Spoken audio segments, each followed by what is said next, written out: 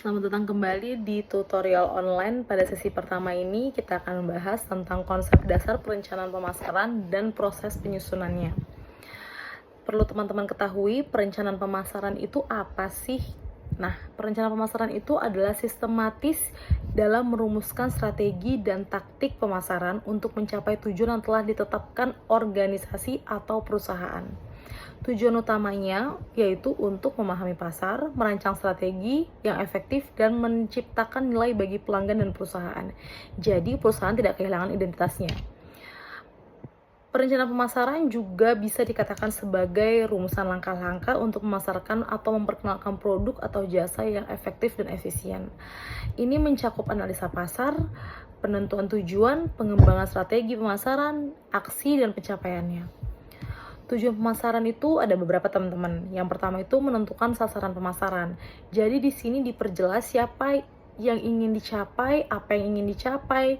Misalkan meningkatkan penjualan, memperluas pangsa pasar, atau meningkatkan loyalitas pelanggan. Jadi bisa dipilih sasaran yang tepat untuk perusahaan yang ingin direncanakan strategi pemasarannya. Yang kedua, menetapkan strategi pemasaran yang efektif, yaitu merumuskan langkah-langkah yang akan diambil untuk mencapai tujuan. Jadi lebih spesifik langkah-langkah yang akan diambil. Yang ketiga, mengidentifikasi peluang dan ancaman.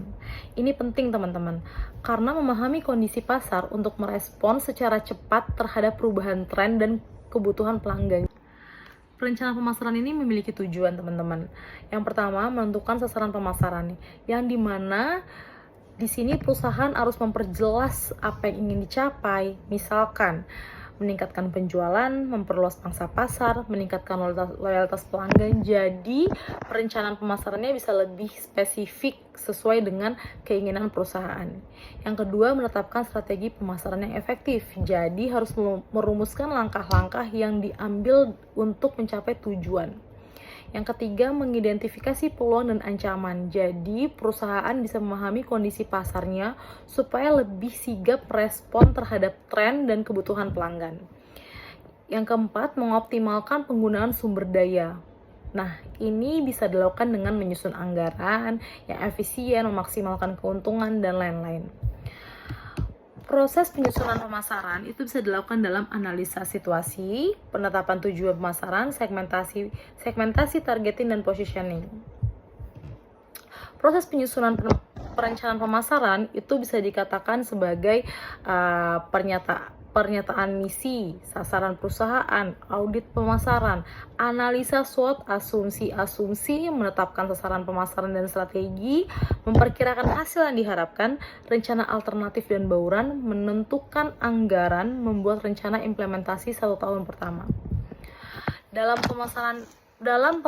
perencanaan pemasaran ini didasarkan juga oleh pasar, pelanggan, produk, maka perusahaan berkaitan dengan sumber daya perusahaan. Perencanaan perusahaan itu juga memberikan visi jangka panjang tentang perusahaan.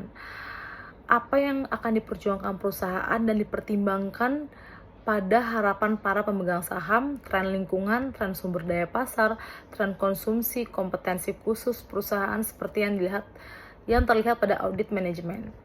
Jadi memang perencanaan pemasaran ini perlu analisa khusus supaya yang dilakukan oleh perusahaan tidak salah langkah dan sesuai dengan apa yang diinginkan oleh perusahaan.